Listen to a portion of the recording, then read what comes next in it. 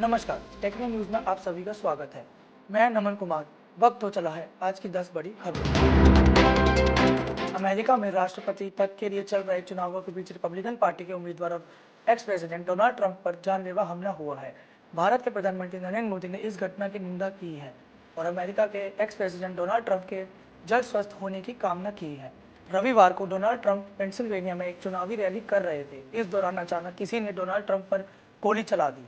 गोली ट्रंप के कान के पास से छूकर गुजर गई। हालांकि ट्रंप बाल बाल बच गए। वहीं अमेरिका के वर्तमान राष्ट्रपति जो बाइडेन ने भी इस घटना की निंदा की है, साथ ही घटना की जांच करने के आदेश दिए। सोमवार को विक्रम मिस्री ने विदेश सचिव का कार्यभार संभाल लिया है। विक्रम मिस्री को सरकार ने पिछले महीने नया विदेश सचिव नियुक्त किया था।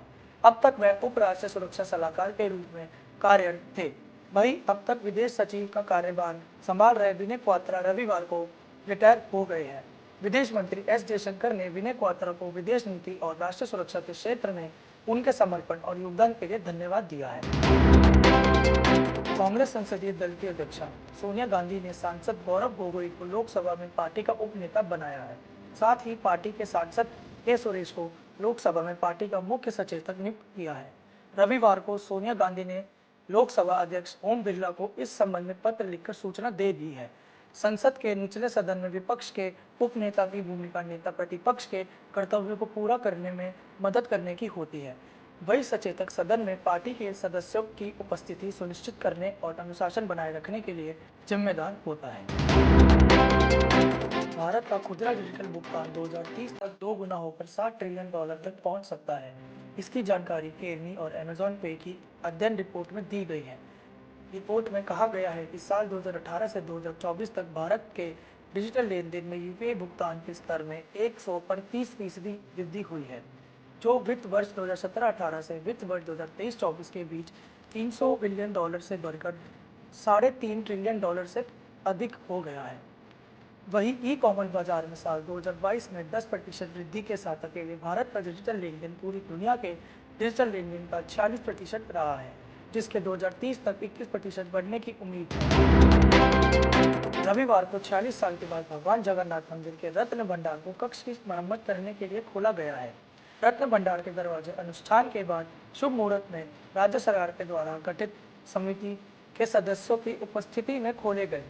11 लोगों की इस समिति में ओडिशा के पूर्व न्यायाधीश विश्वनाथ रथ, जगन्नाथ मंदिर के प्रशासन के मुख्य प्रशासक अरविंद पाठी और भारतीय पुरातत्व सर्वेक्षण के अधीक्षक डीबी गणनायक शामिल है।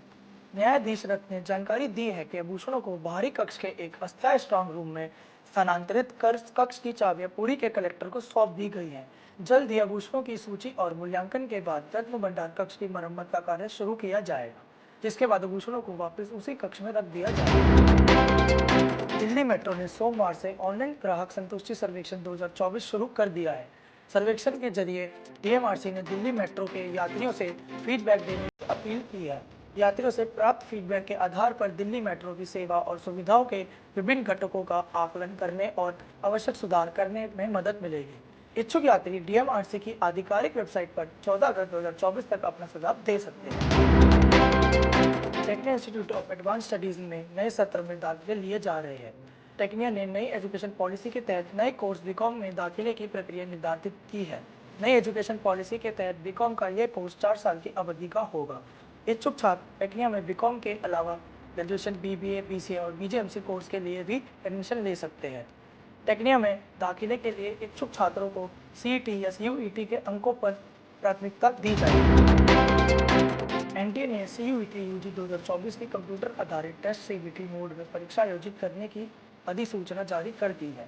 दोबारा आयोजित हो रही सीयूईटी यूजी 2024 का आयोजन 19 जुलाई को होगा। इस परीक्षा में करीब 1000 से अधिक स्टूडेंट्स हिस्सा लेंगे। इससे पहले 15 से 29 मई के बीच आयोजित की गई सीयूईटी यूजी की परीक्षा के बाद अभ्यर्थियों ने गलत प्रश्न पत्र मिलने की शिकायत की थी, जिसके बाद परीक्षा का समय बर्बाद होने के चलते एनटीए ने परीक्षार्थियों को ग्रेस मार्क्स दिए थे। लेकिन नीट परीक्षा मामले में कोर्ट की सुनवाई के बाद एनटीए ने ग्रेस मार्क्स रद्द कर दिए थे। शुभमन गिल ने अपनी कप्तानी का आगाज भारत को टी20 सीरीज में जितवाकर किया है। 5 मैचों की भारत जिम्बाब्वे टी20 सीरीज की ट्रॉफी भारत ने अपने नाम कर ली है।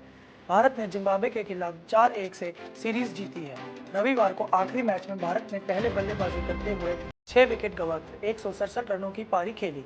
वहीं जिम्बाब्वे टीम 19वें ओवर में 125 रन पर ही ढेर हो गई। देश के बड़े बिजनेसमैन मुकेश अंबानी के बेटे अनंत अंबानी 12 जुलाई को शादी के बंधन में बंध गए। अनंत अंबानी और राधिका मर्चेंट की शादी के चर्चे पिछले कई महीनों से सुर्खियां बटोर रहे हैं। शादी से लेकर रिसेप्शन पार्टी तक देश दुनिया के तमाम दिग्गज शरीक हुए। इस बीच प्रधानमंत्री नरेंद्र मोदी समेत देश के कई राजनेता भी अनंत अंबानी की शादी में पहुंचे और वर वधु को आशीर्वाद दिया। वहीं साउथ स्टार रजनीकांत से लेकर बॉलीवुड के महानायक अमिताभ बच्चन भी अनंत और राधिका की शादी में मेहमान के रूप में नजर आए। आज के लिए बस इतना ही। देखते रहिए टेक्नो न्यूज। चैनल को लाइक शेयर सब्सक्राइब करें।